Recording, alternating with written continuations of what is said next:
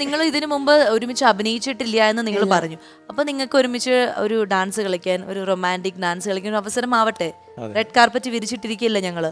അതെ, നോക്കാം. അതിനു മുമ്പ് ഞാൻ നിങ്ങളുടെ അടുത്ത് കുറച്ച് കുസൃതി ചോദ്യങ്ങൾ ചോദിക്കാൻ പോവാണ്. കുസൃതി ചോദ്യമല്ല, സത്യത്തിൽ ഇത് നിങ്ങളുടെ തന്നെ ചില വിശേഷങ്ങളാണ്, അല്ലെങ്കിൽ നിങ്ങളുടെ മനസ്സിൽ തോന്നുന്ന ചില ആൻസറുകൾ പറഞ്ഞാൽ മതി.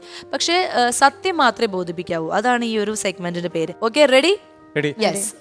സോ നമുക്ക് ആരതിയുടെ തന്നെ ആദ്യത്തെ ചോദ്യം അങ്ങ് ചോദിച്ചോളാം. അപ്പോൾ 5 ക്വസ്റ്റ്യൻസ് ഉണ്ട്. 5നും നല്ല സത്യസന്ധമായിട്ട് കുറച്ച് സ്പീഡിൽ ആൻസർ പറയണം, ഒരുപാട് ആലോചിച്ച് പറയരുത്. സ്വന്തം പേര് ചേഞ്ച് ചെയ്യാൻ ഒരു ചാൻസ് കിട്ടിയാൽ ഏത് നെയിം ചൂസ് ചെയ്യും? ബെല്ല. ബെല്ല. വാവ്, ഓക്കെ, വെറൈറ്റി നെയിം, ബെല്ല. മറ്റുള്ളവരിൽ നിങ്ങൾ ആദ്യം നോട്ടീസ് ചെയ്യുന്നത് എന്താണ്? ഡ്രസ്സിംഗ് വെച്ചിട്ടാണ് ഒരു പേഴ്സണാലിറ്റി. ഞാൻ ഒരു വ്യക്തിനെ ആദ്യം ഡ്രസ്സിങ് എന്താണെന്ന് ആദ്യം വിലയിരുത്തും. അപ്പൊ അയാളുടെ പേഴ്സണാലിറ്റി എന്താണെന്ന് പെട്ടെന്ന് മനസ്സിലാക്കാൻ വിലയിരുത്തും. ഓക്കെ, ഇനി എസ് ഓർ നോ ക്വസ്റ്റ്യൻസ് ആണ്. എസ് ഓർ നോ വേഗം വേഗം പറയണം. പബ്ലിക് എക്സാമിൽ ഫെയിൽ ആയിട്ടുണ്ടോ? യെസ്. വാവ്. അവാർഡ് പ്രതീക്ഷിച്ചിട്ട് കിട്ടാതിരുന്നിട്ടുണ്ടോ? എന്തെങ്കിലും അംഗീകാരങ്ങൾ പ്രതീക്ഷിച്ചിട്ട് കിട്ടാതിരുന്നിട്ടുണ്ടോ? യെസ്. നമ്മുടെ ഫോറിൻ കൺട്രീസിനെ പോലെ പബ്ലിക് പ്ലേസിൽ നമ്മുടെ ബോയ് ഫ്രണ്ടിനെ കിസ് ചെയ്യാൻ ധൈര്യമുണ്ടോ? നോ. അമേരിക്കയിൽ പോയാൽ ചെയ്യുമോ? ധൈര്യമുണ്ടോ? നോ. അവിടെയും വേണ്ട ഇവിടെയും വേണ്ട, ധൈര്യമില്ല. ശരി. ഇനി this or that, water or beer? Beer. Prithviraj Supriya or Fahad Nazriya? Prithviraj Supriya. ഇനി free air ticket or free wifi? Free wifi. Air ticket വേണ്ട, വൈഫൈ മതി. ഓക്കെ, ഇനി കഴിഞ്ഞു. അടിപൊളിയായിട്ട് വളരെ സത്യസന്ധമായി ഗംഭീരമായിട്ട് ആൻസർ ചെയ്തിരിക്കുകയാണ്. ഇനി ചേട്ടനോടുള്ള ചോദ്യശരങ്ങൾ ഞാൻ പുറപ്പെടുവിക്കുമ്പോൾ, നിങ്ങളെ പേടിപ്പെടുത്തുന്ന 3 കാര്യങ്ങൾ. ഭാര്യയെ, പല്ലി, പാറ്റ തുടങ്ങിയ ജീവികളെ പേടിയാണ് ഒന്ന്. രണ്ടാമത്തെ കാര്യം റൂമേഴ്സ് പേടിയാണ്. ഓക്കെ. 3 ഹെൽത്ത് എന്ന് പറഞ്ഞാൽ ഹെൽത്ത് എന്തെങ്കിലും വരുമോ അങ്ങനെയുള്ള ടെൻഷൻ, അനാവശ്യമായിട്ടൊരു ടെൻഷൻ. ഇനി ദേഷ്യം തോന്നുമ്പോൾ ഭാര്യയെ വിളിക്കുന്ന പേര്? സത്യം പറഞ്ഞ സത്യം മാത്രമേ പറയാവുള്ളൂ. സത്യം പറഞ്ഞ ഞാൻ ഭാര്യയെ പേര് വിളിച്ചിട്ടില്ല, ഒന്നും വിളിച്ചിട്ടില്ല. അല്ല, പേരേ വിളിക്കാറുള്ളൂ.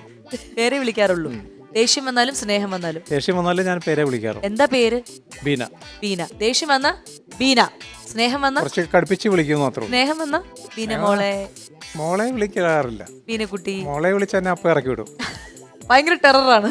ടെററല്ല, ബീനെന്ന് വിളിക്കാവുള്ളൂ. വിളിക്കാവോ? തിരിച്ചെന്താ വിളിക്കുക? തിരിച്ച് എന്നെ രാജി എന്നാണ് വിളിക്കാറ്. രാജി. ദേഷ്യം വന്നാലും സ്നേഹം വന്നാലും ഒക്കെ രാജി. അതിന് മുൻപില് എടാ, എടി അങ്ങനെയൊക്കെ ആഡ് ചെയ്യാറുണ്ടോ? ഇല്ല, ഇച്ചിരി കടുപ്പവും കൂടും, അത്രേ ഉള്ളൂ. ഇനി എസ് ഓർ നോ ആണ് കേട്ടോ ചേട്ടന്റെ. ഭാര്യ ഒപ്പം ഇല്ലെങ്കിൽ എനിക്ക് ജീവിക്കാൻ കഴിയും? നോ.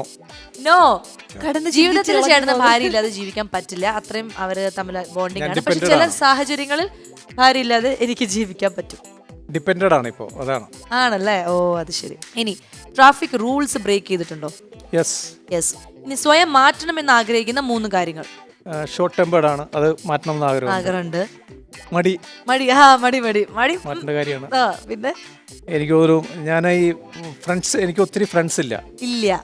അപ്പൊ അത് മെയിൻറ്റെയിൻ ചെയ്യാൻ ഞാൻ വളരെ വീക്കാണ്. അപ്പൊ കുറച്ചധികം ഫ്രണ്ട്സ് ഒക്കെ ഉണ്ടാവണം, ആ ഒരു ഫ്രണ്ട്ഷിപ്പ് മെയിൻറ്റെയിൻ ചെയ്യാൻ പറ്റും. Okay, super. ഇനി ദൈവം പ്രത്യക്ഷപ്പെട്ടു എന്ന് വിചാരിക്കുക, എന്ത് വരം വേണം? ദൈവം ചോദിച്ചാൽ എന്ത് വരം ആവശ്യപ്പെടും? ഒറ്റ കാര്യം ആവശ്യപ്പെടാൻ പാടുള്ളൂ. ആരോഗ്യമായിട്ടിരിക്കുക എന്ന് മാത്രം. അത് മാത്രമേ ആരോഗ്യമായിട്ട് ജോലി ചെയ്ത് ജീവിക്കാൻ പറ്റുക. Yes, super.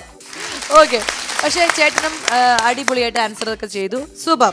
അപ്പോൾ നിങ്ങൾ 2 പേരും അതിഗംഭീരമായിട്ട് ഇതിന് ആൻസർ ഒക്കെ ചെയ്തത് കൊണ്ട് എനിക്കൊന്ന് കണ്ണിനൊരു കുളിർമ വേണം എന്ന് ആഗ്രഹമുണ്ട്. അതുകൊണ്ട് നിങ്ങളുടെ ഒരു നൃത്ത വിസ്മയം നമ്മൾ കാണാൻ പോവാണ്. നല്ലൊരു പാട്ട് നമ്മുടെ ടീം ഇവിടെ ഇട്ട് തരും.